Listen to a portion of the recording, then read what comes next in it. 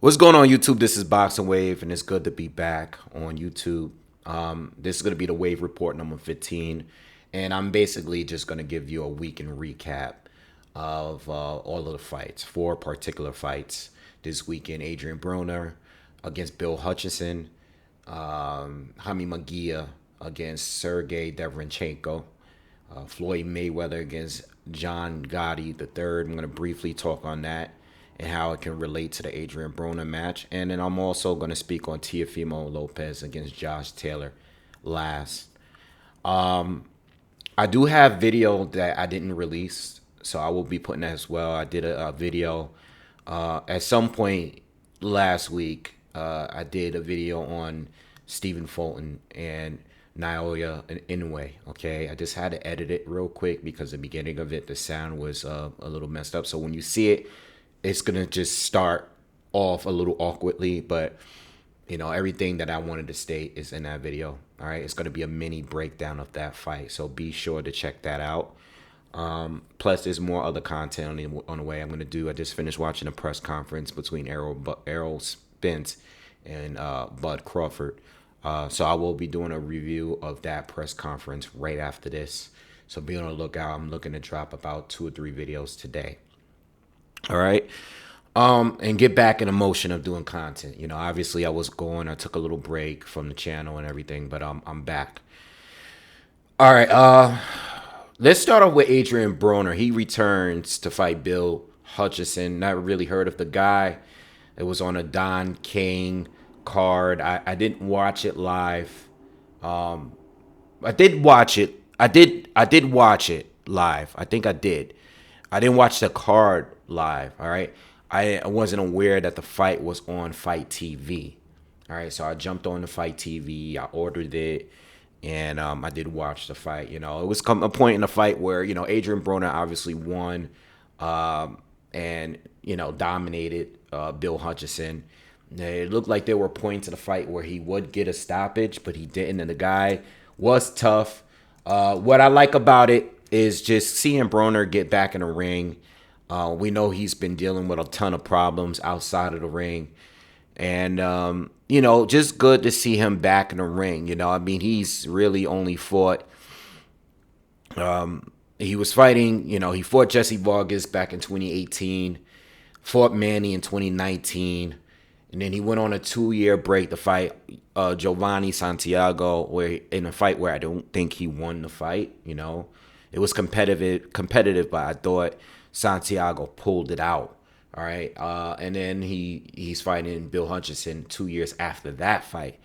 So Broner just hasn't been active. We know that he was supposed to have like 3 fights earlier this year or late last year, where it was Iron Redcatch, and then there was another fight with what's this guy name?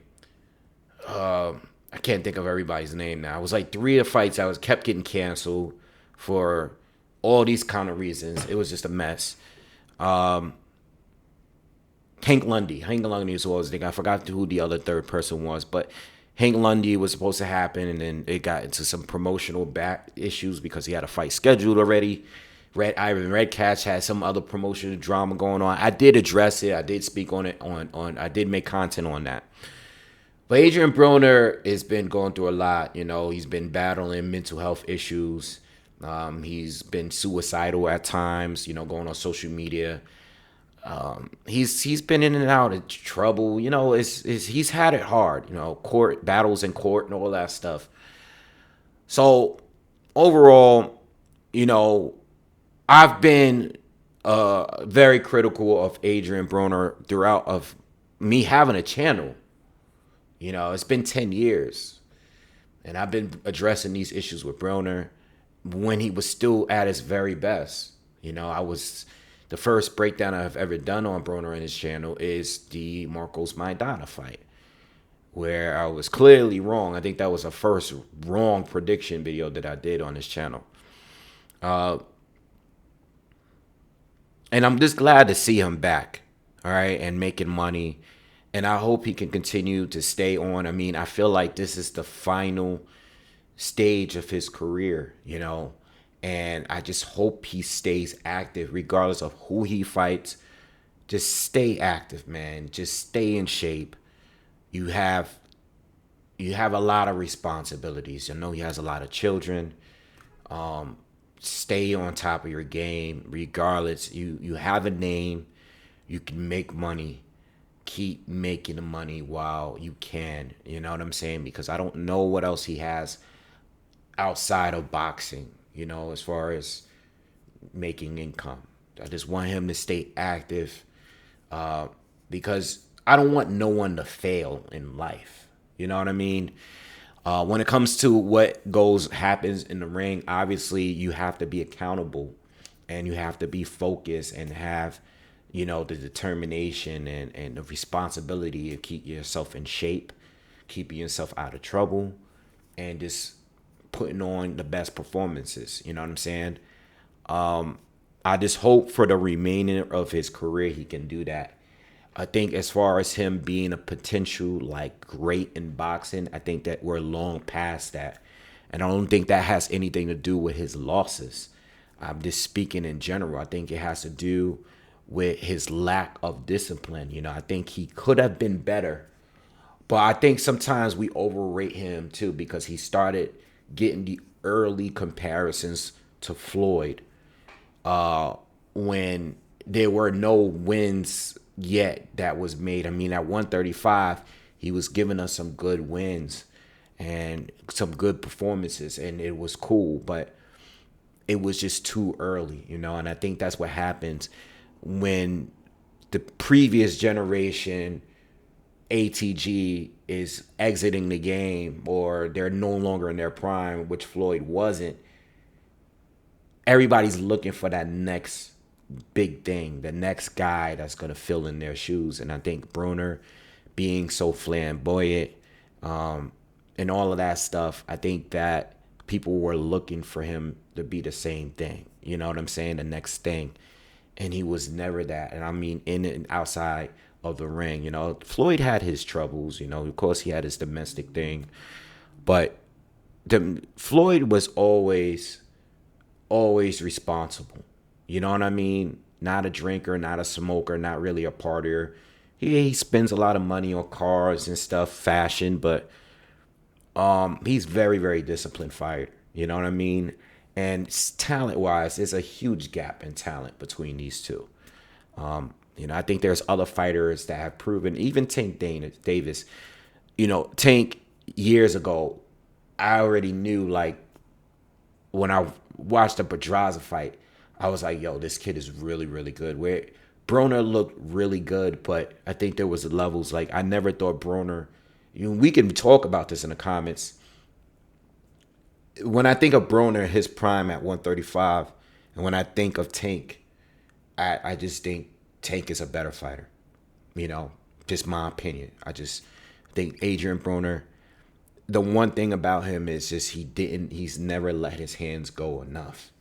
I actually think Broner, style-wise, would be better as a pressure fighter.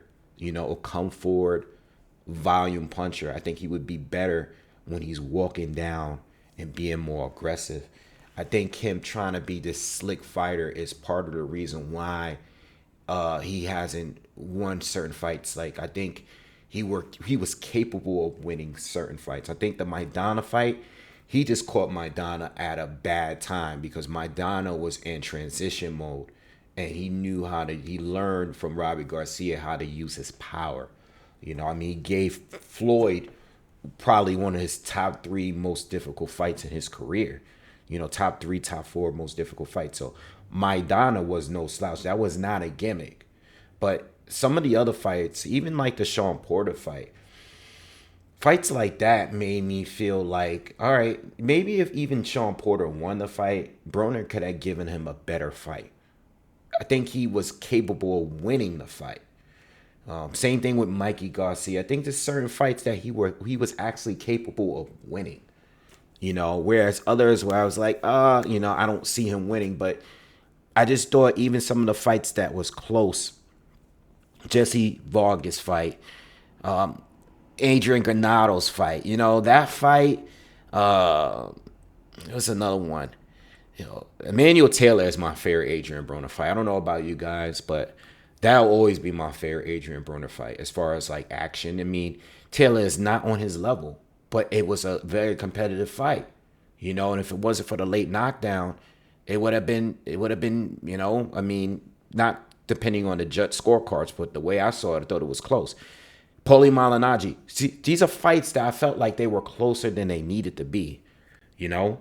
Um, so I think Broner did have potential to be greater. But I also feel like sometimes people overrate him when we're talking like ATG. Like people were talking as if he was a future ATG. And that's how sometimes we look at like prospects. I've been a victim of it, man. I was the biggest, before Boxingwave was a thing, I was the biggest Andre Berto fan. Oh my God, man. You couldn't tell me nothing about Andre Berto, bro. I thought Andre Berto was going to be the next best thing happening. I did. Like, I can say it now, and some of you guys will probably clown me, but it is what it is. I was the biggest Andre Berto fan, man. I mean, he was like the only in boxers. I used to send messages to Berto on MySpace, and he used to reply. He used to have conversations. I was that big of a Berto fan. But I started to realize, what was it? The Louis Collazo fight? I think that's when the fight where I was like, and then some of the other fights that after, obviously he took losses and stuff. But yeah, you couldn't tell me nothing about Berto. I thought he was gonna be the next thing since Floyd. You know what I mean? And it is what it is. I felt a little bit about that with Keith Thurman as well. A little bit, not as extreme, but I did feel that way about Keith Thurman too a little bit. All right, but anyway, Broner and his performance against Hutchinson. I mean, I like the fact that he came out being very aggressive, but he got hit a lot, and I don't think Broner ever had like dangerous power, but I think he can stop people. You know what I'm saying? Moving up from 135, though, he's never really showed and displayed that kind of like high, power that, he's like dangerous. Stopping Khabib and Ashley Diapane is just not it. Those are the last two stoppages he had. And since he moved up from 135, he didn't stop anyone else since Gavin Reese. So with all that being said, Broner, he's still capable. I think that these guys came in as a welterweight. I don't know if he can still cut himself down to 140. I really don't think he should, to be honest. I don't think he needs to be drained at this point. He needs to stay at 147. I know some of the people he's been calling out and entertaining a fight with, are down at 140. But I don't think he can really be healthy cutting down to 140. You know what I mean? Stay at 147, man. Don't drain yourself. Most of these guys at 147 are bigger, but he's not targeting Terrence Crawford and Errol Spence. He's targeting Regis Prograis. It's kind of weird because I feel like a fight with Ryan Garcia makes sense. I feel like a fight with Regis Prograis makes sense. He says he wants the titles, so I'm sure he can work it. I think Rolly Romero is definitely a realistic fight. He called these guys out in a post-fight interview he did. There's Sabriel Matias, which is, he's a champion. Rolly, Regis Prograis.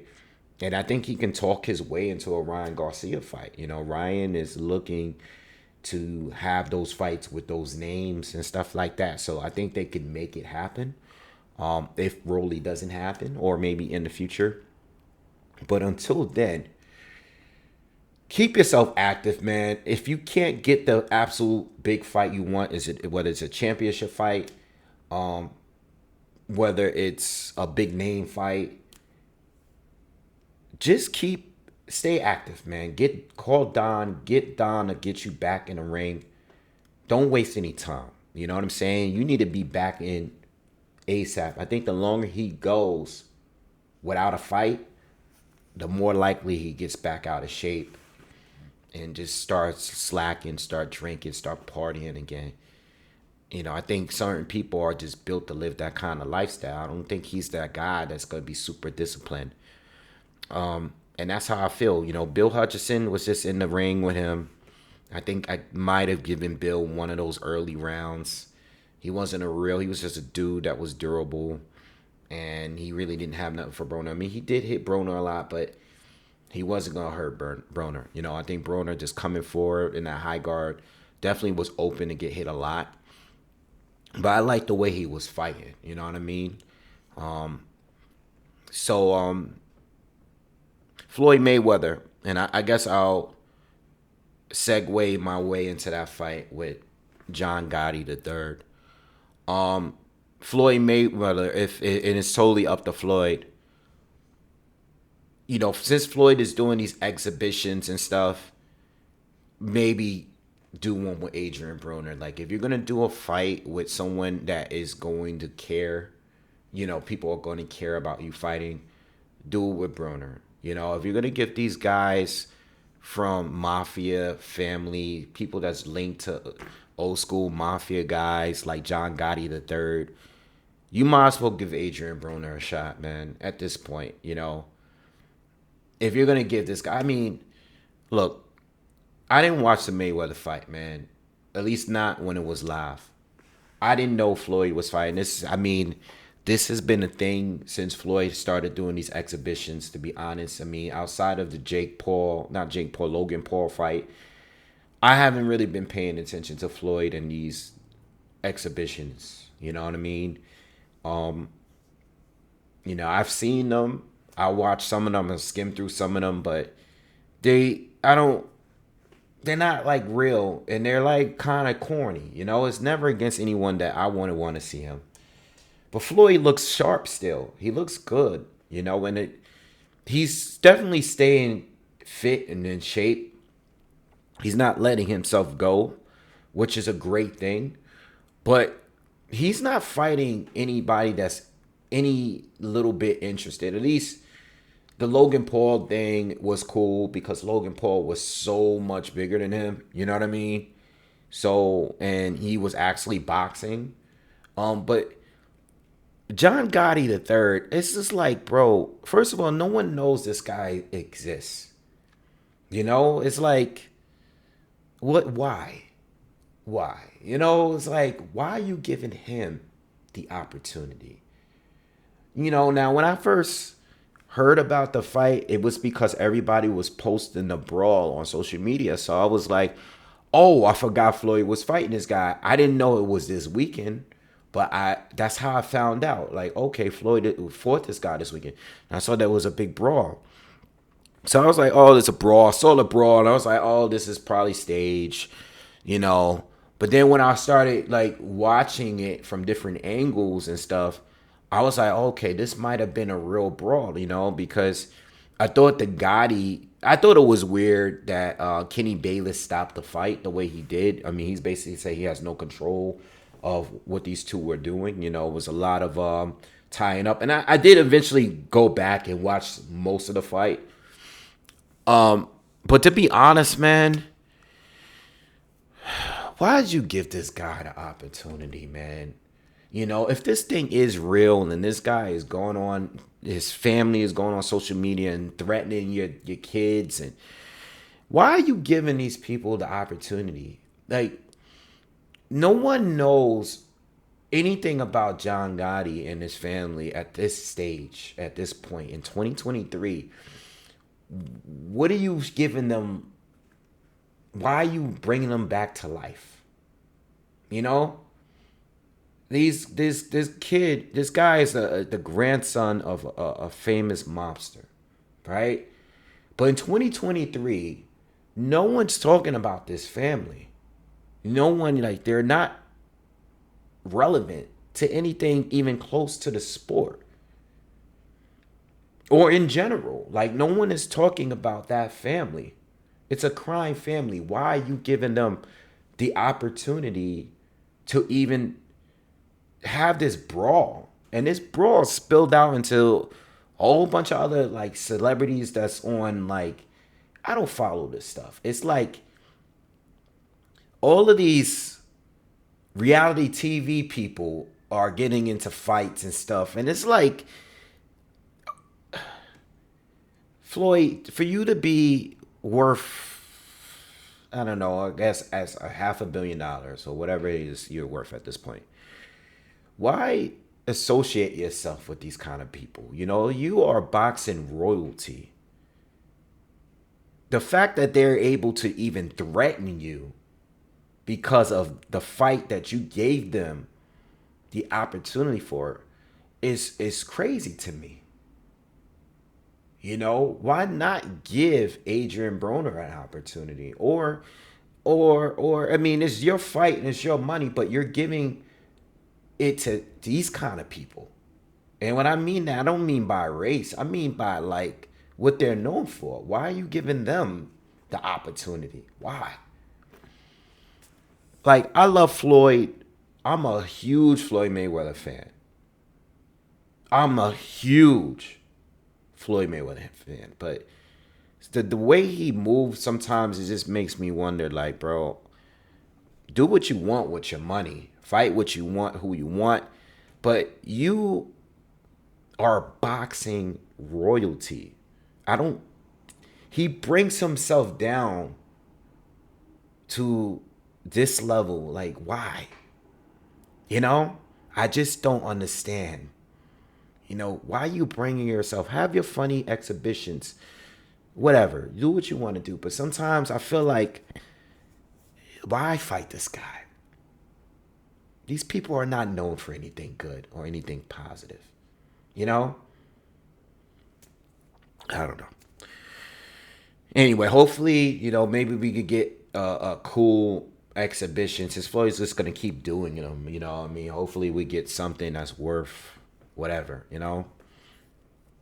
Because he's still sharp. He still looks good. And he will continue to stay sharp. Watching Broner and Floyd fight on the same weekend, though, I would still think that Floyd couldn't beat him. You know what I mean? No matter what Broner did, even if he tried to be more aggressive, I would think that Floyd is still better than Adrian Broner, even in his 50s. You know? Broner's only 33 years old. With Floyd Mayweather is, what, 20 years his senior? How old is Floyd Mayweather? Wait, he's not in his 50s. I'm bugging out. I'm sorry. I apologize. Floyd is 46. I said he's in his 50s. My bad. No disrespect. All right, let's go on to the real fights. We had Jaime Munguia. He fights Sergiy Deverenchenko. Another fight that I didn't particularly care for, simply because Jaime Munguia, to me, is boxing's career prospect. He's a career prospect. I've never seen a fighter, let me not say never, but in this generation, current generation of fighters, I haven't seen anyone matched as well as like carefully matched up with fighters that are going to lose to him every time. None of these fighters, now, no matter how close the fights may be, this fight here, the Dennis Hogan fight, which is another fight that I thought he lost. I just don't feel like this guy is, they're setting him up. They're just going to continue making money. You know, Oscar is definitely known for his, he's a genius when it comes to matchmaking. He knows the time when the people, I mean, he's a guy that even said himself, he did not want Canelo Alvarez to fight Erislandy Lara. He did not want that fight. And I believe him. You know, he said he wouldn't have had Canelo fight Bivol. You know what I mean? It's just the way Oscar moves his fighters is just so careful. You know, he makes it where normally if he's going to throw his fighter in there with a killer, you know, it has to be worth it on a super crazy extreme like level. and that's like Ryan Garcia against Tank Davis. You know, that's definitely worth it because we see, the results of that fight. But Hami Munguia, man, I watched the fight after the day after, and I saw everyone's reaction, and it made me go tune in. And I didn't care to watch because I was watching the Teofimo Lopez fight, and I saw the robbery talks, and I was like, okay, here we go, another robbery. Let me check this fight out. I mean, I didn't think it would be that competitive at this point because Sergiy has been through enough. And I've said this on Twitter before the fight. I was just tired of seeing Sergiy Derevyanchenko getting beat up. I'm just tired of seeing it. I mean, he gets into these close fights with people, disputable fights, and I get it. Danny Jacobs, I think Danny Jacobs won it barely with the knockdown. I think Danny won. I thought it was 6-6, but the decision got him, edged him to win. I thought the Gennady Golovkin fight was very disputable win for Golovkin. I've gone back. I mean, at least when I first saw the fight, I thought that Derevyanchenko won the fight. I haven't watched it in a while, but I was leaning a little bit towards Sergiy Derevyanchenko winning that fight. Right? You had the Jamal Charlo fight, is where I thought that was one of Jamal Charlo's best performances. I still think to this day that Jamal Charlo probably had the best performance against Sergiy Derevyanchenko. And then when I seen him lose to Carlos Adames, I said, okay, he's done. It's done. It was still competitive, but he just takes too much damage. His face gets all puffy, his eyes, all that stuff. So I'm like, man, Hami Munguia fighting him now is just a typical Hami Munguia fight. It's all about timing and putting them in with fighters and trying to get Hami to beat them, these common opponents, better than the last few opponents that took him. That's just this typical Hami Munguia way. You know what I mean? And it was a close fight, man. I don't believe it was a robbery, though. I think it could have been. I scored it 6-6. I think there was a few swing rounds. Obviously, there are swing rounds because there's too many rounds where it's like Hami Munguia has him hurt, and then out of nowhere, Sergiy Derevyanchenko has him hurt, backing up. I mean, that was a really close fight, man. I'm not screaming robbery on that one. I think that fight was very, very close. It was very, very close. I think even one of the commentators, was it Sergio Mora? I think he might have believed that it was a robbery. It was just too close. It was too close. I think Hami Munguia, I think the 11th and 12th, he definitely won 12th because of the knockdown. But I think even the 10th, he might have won in my book. And I think that was one of those rounds where I thought was I was a little bit back and forth. To be honest, I'm going to be 100% honest. When I watched the fight, and now I'm watching it because I already know everybody said, I'm not watching it with a clear mind. I'm watching it because I know what people have said about the fight. And I hate that now because it's like, damn, now I'm watching it. I'm looking to see how it either should have been a robbery or shouldn't have been a robbery. You know what I mean? But I'm watching it and I'm like, there were certain parts of the rounds where I had to rewind. And then at the end, I was like, okay, you know what? I'm just going to let the fight go because it's just too close. Because there's so many rounds where I felt Jaime was doing well and then Sergiy just went off on him. Sergiy just could not miss.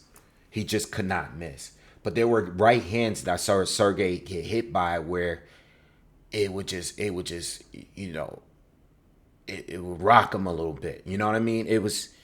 But it seemed like Sergiy, when he was putting his combinations, it was just like, he couldn't miss.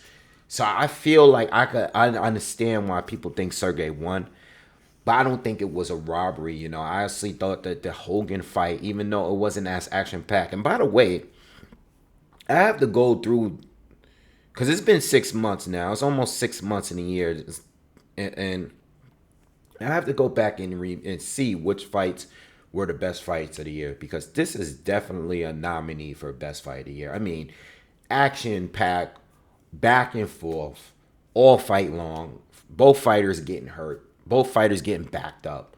You know, we did get a knockdown late. There was drama in the fight. I'm not calling this fight a robbery, man. It was a close fight, man. Once I start rewinding shit, I was like, man, this is too close, man. I can't call this one a robbery. I rarely do robbery calls. You know what I mean? You know, everybody, some of you even mad at me over the Devin Haney, Lomachenko thing. I rarely call fights robberies. You know, it gotta be clear. Like, I thought Josh Taylor, what's this guy? Catterall was a robbery. You know what I mean? I can't see, no matter what, I can't see Josh Taylor winning that fight. There's no way, you know, for me. All right. But anyway, it's like, I want Jaime Munguia to fight these other middleweights, but this is the worst division. And I've been saying it for the last 2 years. This is the worst division in boxing. And I feel like whenever they step up Jaime and he just barely gets a win, they get scared and they're going to put him right back. Because then there's moments where he looks like, okay, he's ready to fight Triple G. He's ready to fight Jamal Charlo or whoever else is at the division. And then they throw him in there with someone good. And now it looks like, okay, maybe we should not put him in there with one of these guys. You know what I mean? And that's what happened again. You know what I mean? And you know, I don't know what's gonna happen from here. I know this fight was above middleweight, so I don't know if he's gonna stay. I believe he's gonna probably stay at middleweight. Because those guys at 168 are not there to play around. They will stop Jaime Munguia.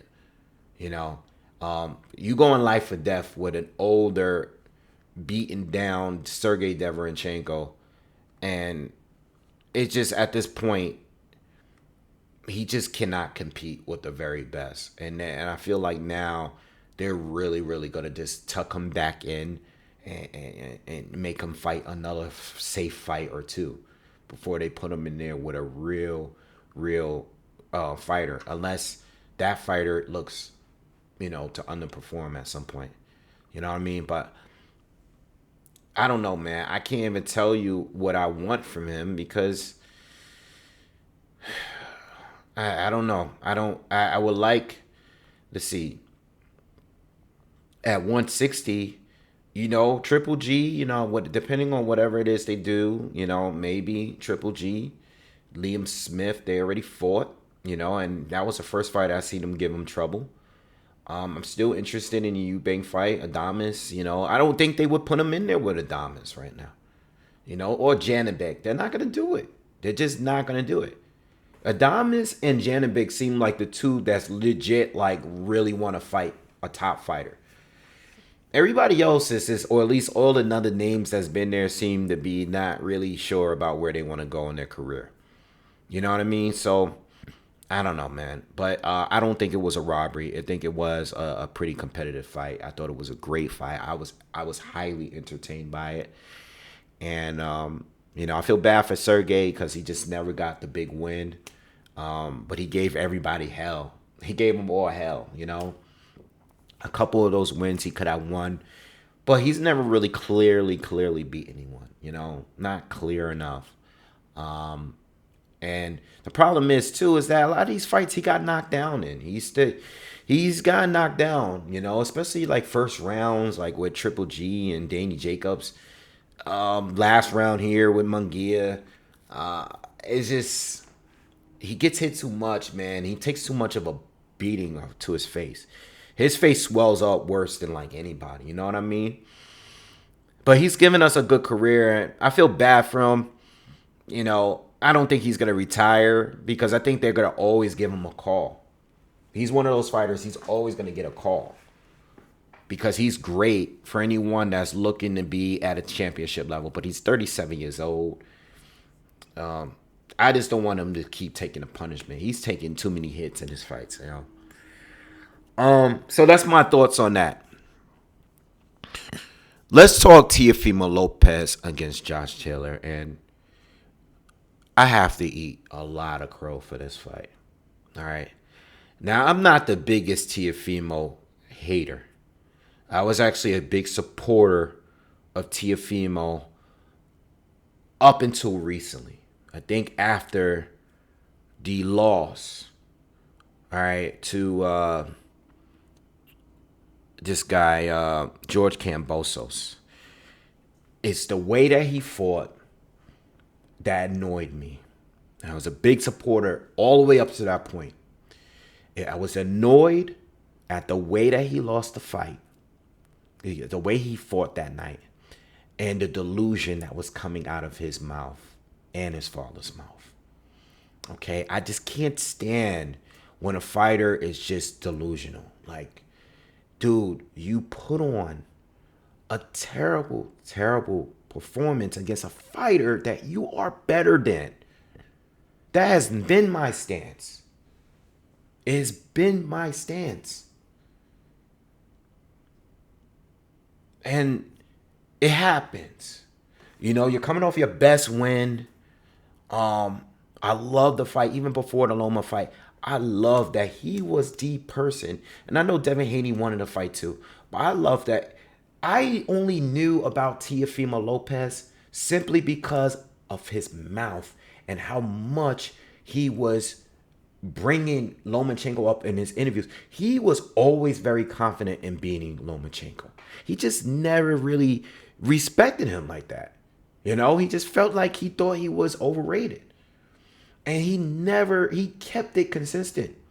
He was gunning for Loma when Loma was still doing his thing. And I love that. I love that about him. Thought he was a good boxer and he was giving us knockouts. Kind of remind me of Keith Thurman. I like Keith for the same exact reason. Reminds me of Keith Thurman. Right? But I have to eat crow. I have to eat crow here because I didn't do a breakdown.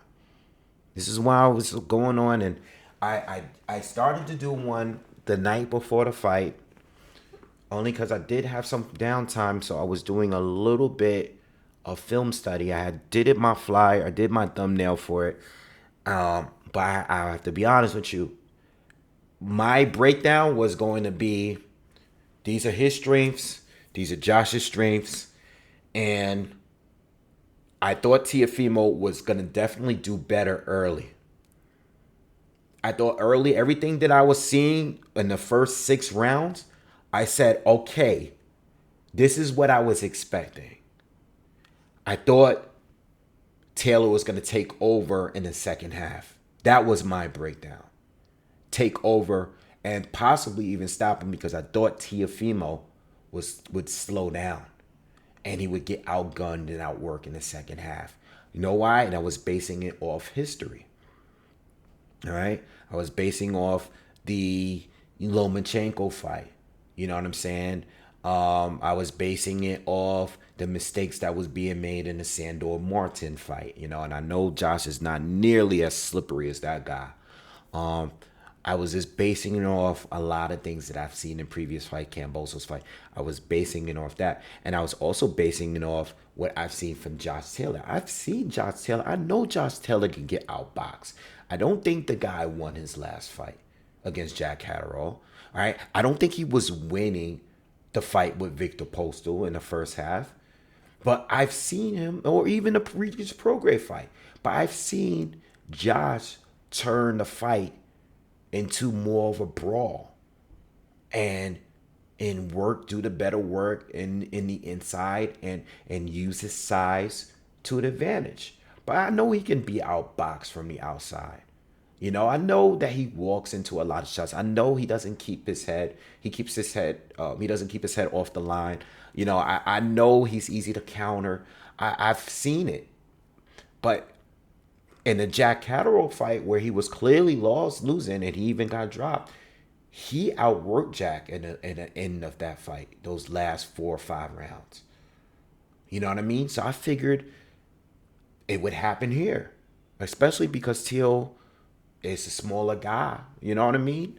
I knew Teal was the better talent I always thought he was the better talent. It's just, I always thought a few of the guys was a better talent than Josh, overall. But Josh knows how to adjust, and he just couldn't get it together. Teofimo Lopez, and I said this on Twitter. If you follow me on Twitter, I tweeted this. A lot of people liked it. He is the most volatile fighter in all of boxing. He's going to either give you a master performance or he's going to give you a shit performance. There's no in-betweens. You go back from Nakatani fight, then you see the Loma fight or the Comey fight.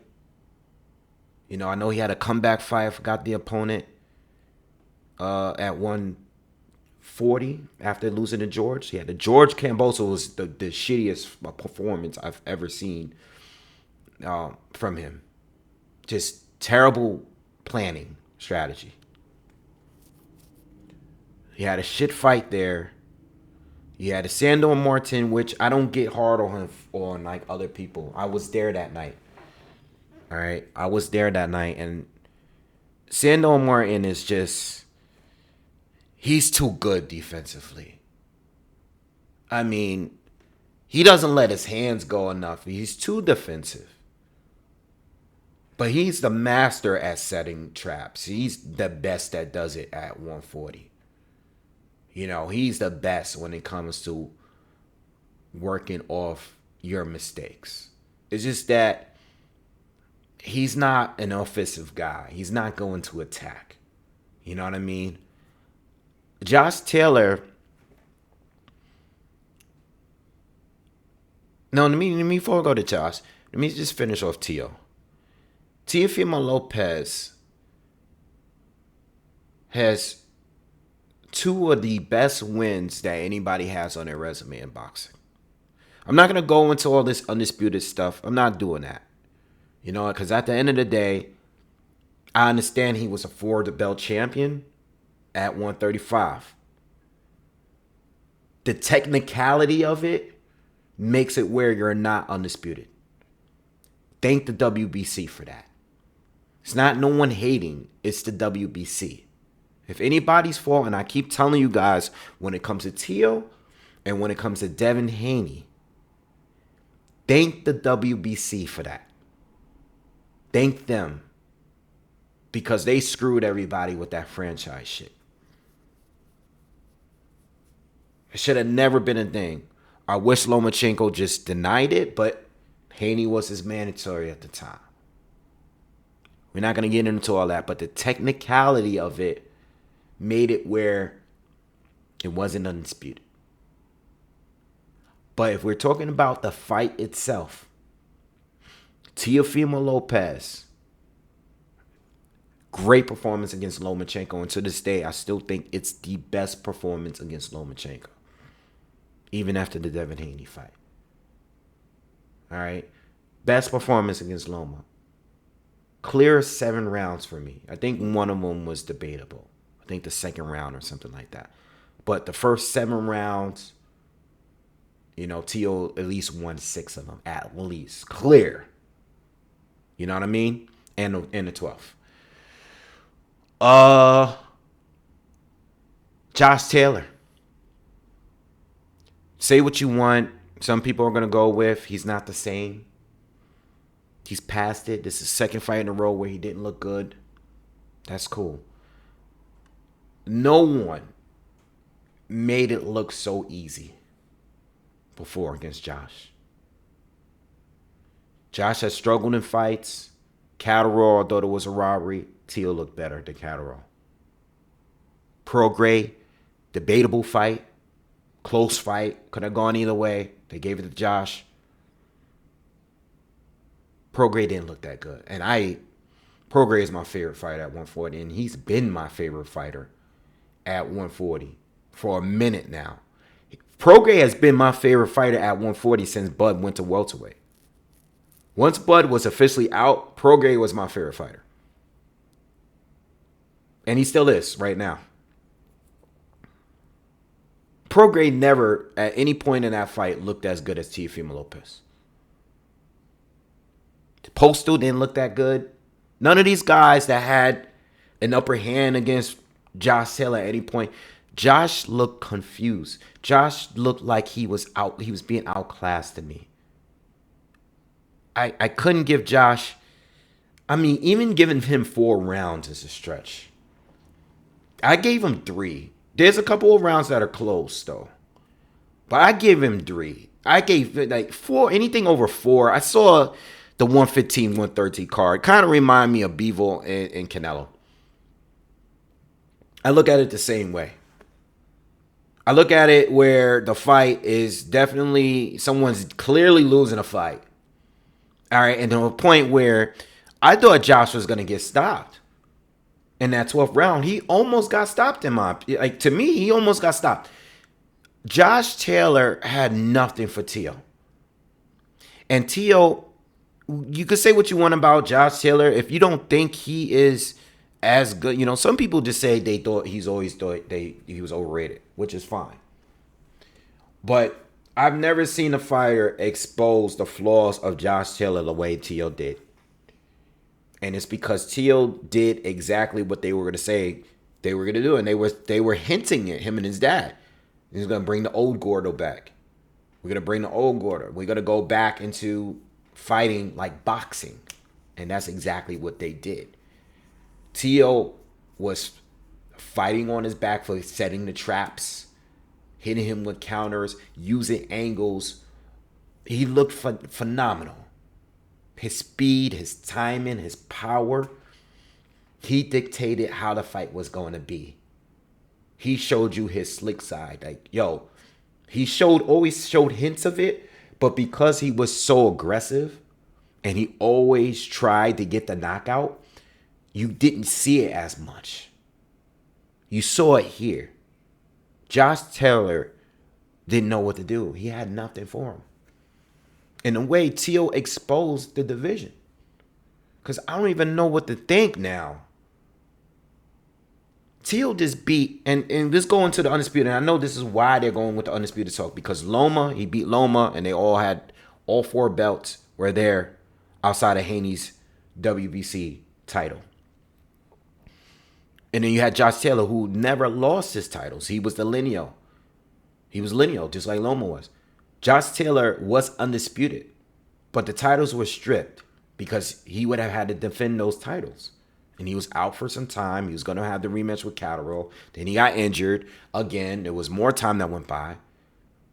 I understand that Josh was inactive, went 16 months without a fight. All right, I know he was inactive. I get it. I know he was inactive. He was coming off an injury. He was coming off a fight that most people didn't think he won. So maybe he wasn't his very best. All right? Maybe he wasn't. But Teo made it look easy. And Teo has not looked phenomenal since the loss or the win against Loma. I mean, the man is going through all kind of shit in his personal life with his wife, going through a divorce. You know, he was coming off of sicknesses and injuries too. Leading up to the George Kambosos fight. You know what I mean? Like, he's had his issues too. You know, a lot of these fighters are not 100%. His was out in the open. His is still out in the open. He's going through his stuff too. So I have to give him credit. He did what he was supposed to do. And he looked phenomenal doing it. He looked phenomenal. I think he is one of the best fighters in the world. He is to me. I think with Teo, I think the big issue is he needs to, if he is going to, because he's talking retirement and all this stuff. I don't know if that's just a play to get, someone to give him a call with a real offer. You know, I know he's talking a lot of money and for him to come back. And I get all that. But I think he just wants a real offer to be made. I don't think he clearly didn't like the promotion for this fight. He made his comments about how Top Rank is biased towards the black fighters and they're not doing a good job promoting this fight. He said this maybe about a month ago. I don't think I made any content about that. I saw it. I was just like, all right, whatever. I'm not gonna be sitting around crying about what these fighters say all the time. I don't. Especially with Teo. Teo says a lot. Teo says a lot that I disagree with, and I don't. I skip over a lot of these fighters' comments. I care about more about what they're doing in the ring. But I have to give him credit, and I do think he is one of the best fighters in the world. And he also proves that just because you take a loss, it doesn't mean your career is over. All these guys that's trying to stay undefeated. Yo, this guy got two of the best wins in all of boxing. You know, I know there were some people trying to dispute the Loma win, and say that's not as critical. Those are the extreme Loma fans. They don't think he lost a fight ever, even Loma. I'm not talking about them. I'm talking about the general boxing public. That was a great, phenomenal win. And this was an even cleaner win, in my opinion. All right. He looked like he was having fun. And I got to give him all the credit for that win. I love wins like that. I love guys that can bounce back from losses. Again, some of the things his father says, I don't like a lot of the things they say. All right. But, if you are doing what if you're putting on a show in the ring, I don't care about what you say, man. I'm always going to respect you. I didn't like Sergiy Kovalev at all. But I gave him all the respect and praises because he was a phenomenal boxer. In his prime, he was a phenomenal boxer. And I love Andre Ward, one of my top 20. I got to do a review on a documentary. One of my favorite boxers of all time. He's definitely somewhere in my top 20, top 15 boxers of all time. And that says a lot. Because I love a lot of fighters.